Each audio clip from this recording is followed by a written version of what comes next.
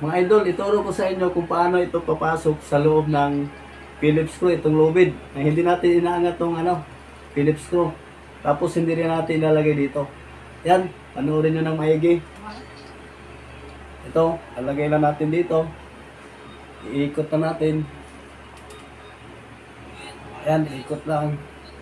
Ituturo ko sa inyo mamaya kung paano nagkapasok yung lubid sa loob ng Phillips screw. Yan mga lodi. Ikot-ikot na natin. Yan. Ikot lang. Yan. Ikot. Ito na mga idol. Yung lubid natin nakapasok na sa loob ng Phillips screw. Tingnan nyo mga idol. O di ba? Hindi natin inangat yung Phillips screw. Ano kasi nakadikit yan eh. Ano? Nakadikit yan. Hindi rin natin nilagay dito. Nandito na sa loob oh. O di ba? Ngayon ituturo natin kung paano nangyari yon. Pero bago ang lahat, shoutout na dun sa kababata ko si Rialin Galura. Maraming salamat sa patuloy na support. Saka sa mga patuloy na nagsuporta dito sa channel natin, maraming salamat sa inyo. Ngayon ituturo natin kung paano nangyari yon. Ayan mga idol, ituturo natin kung paano nangyari yon. Mapapansin nyo, hindi sila magkapantay. Yung isa mahaba, yung isa maiksi.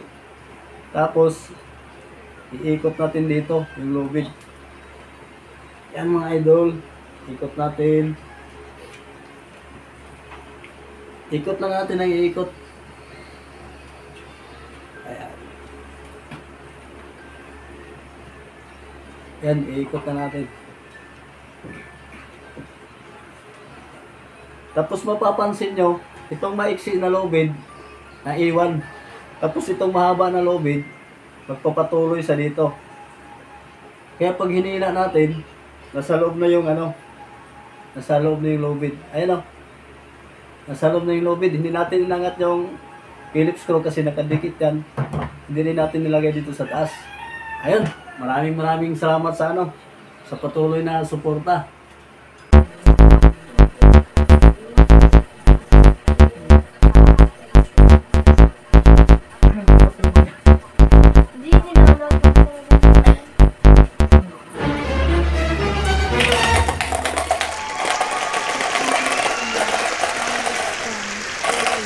Tapos may concealer